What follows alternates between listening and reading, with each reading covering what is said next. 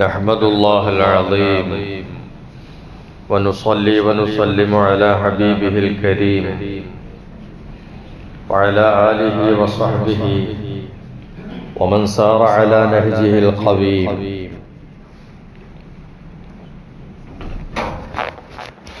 أما بعد فأعوذ بالله من الشيطان الرجيم.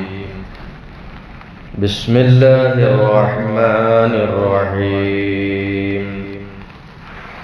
ما يلفظ من قول إلا لديه رقيب عتيد. صدق الله العظيم. رحم الله امرأ قال خيرا فغنم أو سكت عن شر فسلم. صدق نبينا رسول الله. ബഹുമാനമുള്ള മുഅ്മിനീങ്ങളെ, അല്ലാഹു തആല നമുക്കെല്ലാവർക്കും ഖൈർ പ്രദാനം ചെയ്യട്ടെ. നമുക്കും ദുആ കൊണ്ട് ഏൽപ്പിച്ചവർക്കുമുള്ള ആവശ്യങ്ങളൊക്കെ അല്ലാഹു നിറവേറ്റി തരട്ടെ. നമുക്കും അവർക്കുമുള്ള എല്ലാ വിഷമങ്ങളും അല്ലാഹു നീക്കിത്തരികയും ചെയ്യട്ടെ. നാവ് നന്നാവണം എന്ന ഉപദേശമാണ് ഇന്നത്തെ അബ്ദുല്ലാഹിൽ ഹദ്ദാദ് തങ്ങളുടേതായി അറിയിക്കാനുള്ളത്. നാവ് നന്നാവണം. എന്തുകൊണ്ടാണ് അത് പ്രത്യേകം പറയുന്നത്? നമ്മുടെ ശരീരാവയവങ്ങളിലെ വളരെ പ്രധാനപ്പെട്ട അവയവങ്ങളിൽ ഒന്നാണ് നമ്മുടെ നാവ്. കണ്ണും കാതും നമ്മൾ പറഞ്ഞു. നാവിൻ്റെ പ്രത്യേകത നമ്മളൊന്ന് ശ്രദ്ധിച്ചാൽ ഒരുപാട് നന്മകൾ ഇരുലോകത്തും കൈവരിക്കാൻ കഴിയുന്ന ഒരു അത്ഭുത അവയവമാണ് നാവ്. നാവിൻ്റെ ഉപയോഗക്രമത്തിൽ നമ്മളൊന്ന് ശ്രദ്ധ കൊടുത്താൽ ഒരുപാട് നന്മകൾ ദുനിയാവിലേക്കും വാരിക്കൂട്ടാം, ആഖിറത്തിലേക്കും വാരിക്കൂട്ടാം. അത്രയും നമുക്ക് പവർ കിട്ടുന്ന ഒരു അത്ഭുതകരമായിട്ടുള്ള അവയവമാണ് നാവ്. തങ്ങൾ പറയുന്ന വഫീഹി ഖൈറുൻ കബീർ, വലിയ നന്മ നാവിലുണ്ട്. വനഫഉൻ കസീർ, ധാരാളം ഉപകാരങ്ങൾ നാവിലുണ്ട്. പക്ഷേ ലിമൻ ഹഫിളഹു, ഒന്ന് സൂക്ഷിക്കണം എന്ന് മാത്രം. വസ്തഅമലഹു ഫീമാ ഖുലിഖ ലഹു, ആ നാവ് ഉപയോഗിക്കേണ്ടത് നാവിനെ എന്തിനു വേണ്ടിയാണോ സൃഷ്ടിക്കപ്പെട്ടത് എന്ന് ആലോചിച്ച് അത്തരം കാര്യങ്ങളിൽ നാവ് ഉപയോഗിക്കുക. എങ്കിലാണ് ഈ പറഞ്ഞത് വലിയ ഹൈറുകളുണ്ട്, ധാരാളം ഉപകാരങ്ങൾ അതുകൊണ്ടുണ്ട്.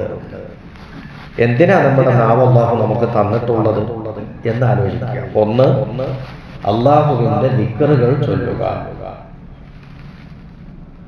അല്ലാഹുവിനുള്ള ദിക്റുകൾ ചൊല്ലുക.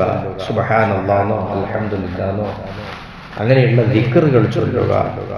ഖുർആൻ ഓതുക, പരിശുദ്ധ ഖുർആൻ അതിങ്ങനെ ഓതിക്കൊണ്ടിരിക്കുക. അതിനു വേണ്ടിയാണ് നമുക്ക് നാവ് തന്നിട്ടുള്ളത്. അല്ലാഹുവിന് വഴിപ്പെടാൻ വേണ്ടി ആളുകളെ ക്ഷണിക്കുക, പ്രബോധനം ചെയ്യാൻ, അള്ളാഹുവിലേക്ക് ക്ഷണിക്കുക, പടച്ചവനുണ്ട് എന്ന് ബോധ്യപ്പെടുത്തുകയും അള്ളാഹുവിനെ ഇബാദത്ത് ചെയ്യാൻ ആളുകളെ പ്രേരിപ്പിക്കുകയും ചെയ്യുന്ന വഅദുകൾ പറയുക, ക്ലാസുകൾ എടുക്കുക, പ്രസംഗിക്കുക, പ്രബോധനം ചെയ്യുക എന്നുള്ളതിനൊക്കെയാണ് നമ്മുടെ നാവ് ഉപയോഗിക്കുന്നത്. ഇനി അതൊന്നും വേണ്ട, നന്മ ഉപദേശിക്കണം. ചില ആളുകളൊക്കെ വ്യതിയാനം വരുമ്പോൾ മക്കളാകട്ടെ, ഭാര്യമാരാകട്ടെ, അല്ലെങ്കിൽ നമ്മുടെ സുഹൃത്തുക്കളാകട്ടെ, നാട്ടുകാരാകട്ടെ, അവർക്കൊക്കെ വേണ്ടി നന്മ ഉപദേശിച്ചു കൊടുക്കുക. അങ്ങനെയല്ല, എങ്ങനെയാണ് വേണ്ടത്. ഇപ്പൊ ഒരാളൊരു വീട്ടിൽ കല്യാണം നടത്തുന്നുണ്ട്, മോളെ കല്യാണമുണ്ട് എന്ന് വന്നിട്ട് നമ്മളോട് പറയുമ്പോൾ നമ്മളുടെ അഭിപ്രായം തേടലും കൂടി അവരുടെ ഉദ്ദേശം ഉണ്ടെങ്കിൽ അവർക്ക് നമുക്ക് നല്ല ഉപദേശങ്ങൾ കൊടുക്കണം. ഇങ്ങനെ കാര്യങ്ങളൊക്കെ ശ്രദ്ധിക്കണം, ഞാൻ കല്യാണം കഴിച്ചിട്ട് പെട്ടതാണ്, ഇങ്ങനെയൊക്കെ ദൂഷ്യങ്ങളുണ്ട്, അതുകൊണ്ട് ഇങ്ങനത്തെ കാര്യങ്ങളൊക്കെ ശ്രദ്ധിച്ചാളാ എന്ന് പറയുന്നത് നന്മ ഉപദേശിക്കണം. ഒരു കാര്യം നമുക്ക് നമ്മുടെ ജീവിതത്തിൽ അനുഭവപ്പെട്ടിട്ടുള്ള നല്ലതും നല്ലതല്ലാത്തതും നമുക്ക് മറ്റൊരാൾക്ക് പകർന്നു കൊടുക്കാം. അതായത് ഇന്നതൊക്കെ തെറ്റാണ്, ശരിയല്ല, ഇനി ഇന്ന അപകടങ്ങളുണ്ട്, ഇന്ന രൂപത്തിൽ പോയി ഇതാണ് നല്ലത് എന്ന് പറഞ്ഞ് നന്മ ഉപദേശിച്ചു കൊടുക്കാൻ നമ്മുടെ നാവ് ഉപയോഗിക്കണം. അതുപോലെ തന്നെ വിവാഹ ജീവിതത്തിലേക്ക് കടക്കാൻ ഉദ്ദേശിക്കുന്ന ഒരാള് ഒരു ആലോചനയുമായി അന്വേഷണവുമായി നമ്മളെ സമീപിച്ചു. ഇങ്ങനെ ഒരാളുണ്ട്, അവർ വെച്ച് നമുക്ക് ബന്ധത്തിൽ ഏർപ്പെടാൻ പറ്റുമോ, ബന്ധപ്പെടാൻ പറ്റുമോ, എന്താ സ്ഥിതി, ആ ഫാമിലി എങ്ങനെ എന്നൊക്കെ ചോദിച്ചാൽ ഈ ഫാമിലിയെ പറ്റിയിട്ടുള്ള ഡീറ്റെയിൽസ് ഹൈറായ നമ്മൾ ഇവർക്ക് എന്ത് ചെയ്യണം പറഞ്ഞു, ഇവർക്ക് ബന്ധപ്പെടാൻ പറ്റുന്നത് ചെയ്തു. പറ്റാത്ത ദൂഷ്യങ്ങൾ ഉണ്ടെങ്കിൽ അദ്ദേഹം പോയിട്ട് പെടാൻ പാടില്ല. പെടാതിരിക്കാൻ വേണ്ടിയിട്ട് നമ്മൾ എന്താക്കണം, അതിൻ്റെ സൂചനകളും നമ്മൾ കൊടുത്തിരിക്കണം. പക്ഷെ വിവാഹം മുടക്കികളാകാൻ പാടില്ല. ഈ കളവ് പറഞ്ഞിട്ട് അയാളെ തെറ്റിക്കുന്ന ഏർപ്പാട് അത് ഭയങ്കര കടുപ്പാണ്. അതേസമയത്ത് ഉള്ളതുപോലെ പറയാം. ഒരാളെയും നമ്മളുടെ വാക്കുകൊണ്ട് ചതിയിൽ അകപ്പെട്ടു പോകാൻ പാടില്ല. നമ്മൾ പറയാതിരിക്കുന്നത് മൂലം അപകടത്തിൽ ചെന്ന് അതും പറ്റില്ല. അതൊക്കെ നമ്മൾ ശ്രദ്ധിക്കണം. അപ്പൊ നന്മ ഉപദേശിക്കാൻ വേണ്ടിയിട്ടാണ് നാവ് അല്ലാഹു തആല നമുക്ക് നൽകിയത്. ഇത്തരം കാര്യങ്ങൾക്ക് വേണ്ടി സൃഷ്ടിക്കപ്പെട്ട നാവിനെ അതല്ലാത്ത കാര്യത്തിന് വേണ്ടി ഉപയോഗിക്കുമ്പോഴാണ് നാവ് കൊണ്ട് നമുക്ക് എന്തുണ്ടാകുന്നത്, നഷ്ടം വരുന്നത്. നമ്മളീ പറഞ്ഞ പോലെ ധാരാളം നന്മകൾ, വലിയ വലിയ ഹൈറുകൾ നേടിയെടുക്കാൻ കഴിയും എന്ന് പറയുമ്പോൾ തന്നെ ഇതിൻ്റെ ഒരു ഓപ്പോസിറ്റ് ഭാഗവും കൂടി നാവിനുണ്ട് എന്ന് മനസ്സിലാക്കണം. എത്ര കണ്ട് നല്ലതാണോ അത്ര കണ്ട് വടക്കുമാണ് നാവ്. അപകടമാണ്, പിന്നെ നാശത്തിലേക്ക് നയിക്കുന്ന ഒരു അവയവം കൂടിയാണ് നാവ്. ഒരു മനുഷ്യന്റെ ദുനിയാവിലെ നാശവും ആഖിറത്തിലെ നാശവും, രണ്ട് ലോകത്തുള്ള നാശവും സമ്മാനിക്കുന്ന ഒന്നുകൂടി, ഒരു അപകടകാരി കൂടിയാണ് നാവ് എന്ന് ഓർക്കേണ്ടതുണ്ട്. ഒരു നീണ്ട ഹദീസ് ഉണ്ട്, അത് ഇന്നിപ്പോ വായിച്ചു പറയാൻ നേരമില്ല, പക്ഷെ വായിച്ച് പറയേണ്ടതാണ്. കാരണം അത്രയും മൂല്യങ്ങൾ, കാര്യങ്ങൾ അതിലുണ്ട്. അത് ഇൻഷാ അല്ലാഹ് വേറെ ക്ലാസ്സിൽ പറയാം. മുആദ് റളിയല്ലാഹു അൻഹുവുമായിട്ടുള്ള സംഭാഷണത്തിൽ അല്ലാഹുവിന്റെ തിരുദൂതർ ലാസ്റ്റ് ചോദിക്കുന്നുണ്ട്, വഹൽ യകുബു الناس في النار على وجوههم إلا حصائد ألسنتهم. മുആദേ, ജനങ്ങളെ നരകത്തിലേക്ക് മുഖം കുത്തി വീഴ്ത്തുന്നത് അവരുടെ നാവിന്റെ പരിണിതി ഫലങ്ങളല്ലാതെ വേറെന്തെങ്കിലും ഉണ്ടോ എന്ന് ചോദിച്ചാൽ, ഒരു മനുഷ്യനെ നരകത്തിലേക്ക് മൂക്കും കുത്തി വീഴ്ത്തുന്നതിൽ ഏറ്റവും കൂടുതൽ മുൻപന്തിയിലുള്ളത് അവന്റെ നാവാണ് എന്നാണ് നബി തങ്ങൾ പഠിപ്പിച്ചത്. ഇമാം ഗസ്സാലി റഹിമഹുല്ലാഹ് നാവിന്റെ അപകടങ്ങൾ എണ്ണി പറഞ്ഞു. 20 അപകടങ്ങൾ നാവ് കൊണ്ടുണ്ടാവുന്ന 20 അപകടങ്ങൾ എണ്ണിട്ട് നോക്കാം. ചിലതൊക്കെ പരിശോധിക്കാം. നമുക്ക് ഏറ്റവും നല്ലത് എന്താണെന്ന് ചോദിച്ചാൽ, തിരുനബി സല്ലല്ലാഹു അലൈഹി വസല്ലം തങ്ങൾ പഠിപ്പിച്ച ഹദീസും ഞാൻ നിങ്ങളെ ഓതി കേൾപ്പിച്ച ആയത്തും നമ്മുടെ ശ്രദ്ധയിൽ ഉണ്ടാവുക എന്നുള്ളതാണ്. എന്താണ് ഹദീസ്? റഹിമല്ലാഹു മറഅൻ ഖാല ഖൈറൻ ഫഗനീം. ഒരു മനുഷ്യന് അല്ലാഹു റഹ്മത്ത് ചെയ്തിട്ടുണ്ട്, അല്ലാഹുവിന്റെ കൃപ കൊടുത്തിട്ടുണ്ട് ഒരു മനുഷ്യൻ. ഏത് മനുഷ്യൻ? ഖാല ഖൈറൻ, അവൻ നല്ലത് പറഞ്ഞു, ഫഗനീമ, അങ്ങനെ അതിലവൻ സമ്പാദിച്ചു. നല്ലത് പറഞ്ഞ് സമ്പാദിച്ചവന് അല്ലാഹു റഹ്മത്ത് ചെയ്തിട്ടുണ്ട്. ഔ, ഇത് ഫസ്റ്റ് ഓപ്ഷനാണ്. അതിനൊരു സെക്കൻഡ് ഓപ്ഷൻ ഉണ്ട്. ഔ, അല്ലെങ്കിൽ എന്ന് പറഞ്ഞാൽ നന്മ ചെയ്തിട്ട് സമ്പാദ്യം നേടുക. അല്ലെങ്കിലോ സക്കത്ത അൻ ശർറിൻ ഫസലിമ, ഷർറായി ഭവിക്കുന്ന ഒരു കാര്യത്തിൽ തൊട്ട് അവൻ നിശബ്ദത പാലിച്ചു, മിണ്ടിയില്ല. പറഞ്ഞാൽ ഷർറാവും, അതുകൊണ്ട് മിണ്ടിയില്ല. ഷർറാകാതിരിക്കാൻ മിണ്ടാതിരുന്നു, ഫസലിമ, അവൻ രക്ഷപ്പെട്ടു. എന്തൊരു സുന്ദര വാക്യാറിയോ അല്ലാഹുവിന്റെ ദൂതൻ പറഞ്ഞു. റഹിമല്ലാഹു ഇംറാൻ ഖാല ഖൈറൻ ഫഗനിം ഔ സകത അൻ ശർറിൻ ഫസലിം. ഗനിം, സലീം. ഗനിം എന്ന് പറഞ്ഞാൽ സമ്പാദ്യം നേടുക, വിജയിക്കുക.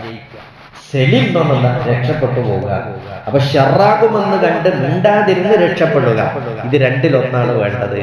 അപ്പൊ നമ്മൾ പറയുന്നത് നല്ലതിനാവണം എന്നുള്ളതാണ് അതിലെ പോയിന്റ്. അതിൽ നമ്മൾ നിൽക്കണം. രണ്ടാമതൊരു മന്ത്രം, പരിശുദ്ധ ഖുർആൻ സൂറത്ത് ഖാഫ്. പലപ്പോഴും നിങ്ങൾ ജുമഅത്ത് ഖുതുബയിലൂടെ ഈ ആയത്ത് കേട്ടിട്ടുണ്ടാവും, കേൾക്കാറുണ്ടാവും. മാ യൽഫിളു മിൻ ഖൗലിൻ ഇല്ലാ ലദൈഹി റഖീബുൻ അതീദ്. റഖീബ്, അതീദ് രണ്ട് മലക്കുകളുടെ പേരാ പറയുന്നത്. മുസ്ലിമീങ്ങൾ പഠിച്ചിരിക്കേണ്ട, നിർബന്ധമാക്കി പഠിച്ചിരിക്കേണ്ട 10 മലക്കുകളുടെ കൂട്ടത്തിൽപ്പെട്ട 2 മലക്കുകളെയാണ് പറയുന്നത്, റഖീബ്, അതീദ്.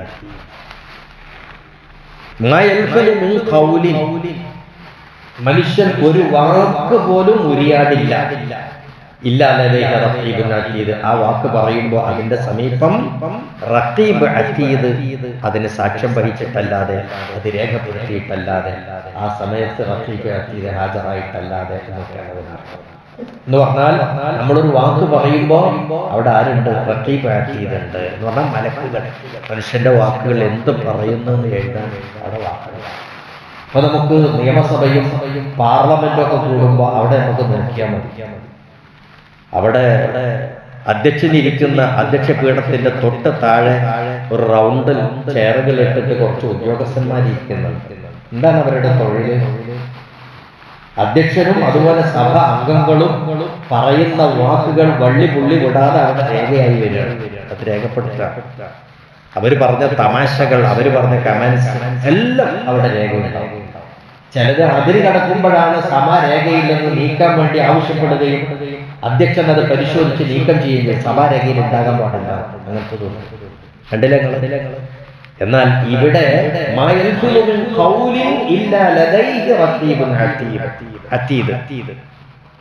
ഈ മനുഷ്യൻ ഒരു വാക്ക് മൊഴിയൂല ആരില്ലാതെ, റഖീബ് അതീദ് ഇല്ലാതെ. അപ്പൊ ഒരു വാക്ക് പോലും നമുക്ക് അവരെ കേൾപ്പിക്കാതെ പറയാൻ കഴിയില്ല.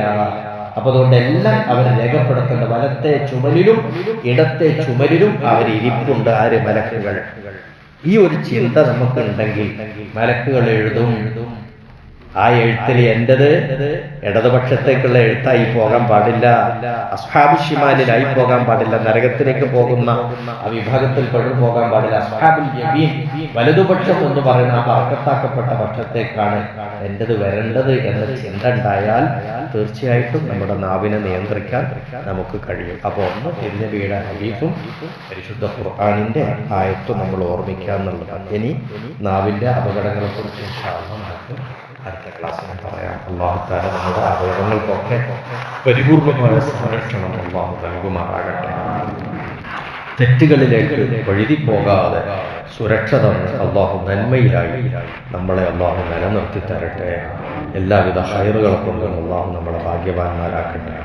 വആഖിറു ദഅ്വാനാ അനിൽ ഹംദുലില്ലാഹി റബ്ബിൽ ആലമീൻ.